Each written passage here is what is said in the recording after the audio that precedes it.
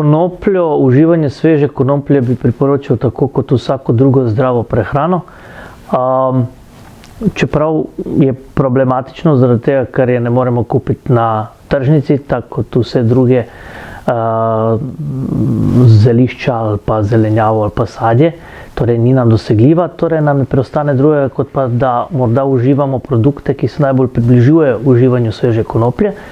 To so načeloma tako imenovana liofilizirana konoplja.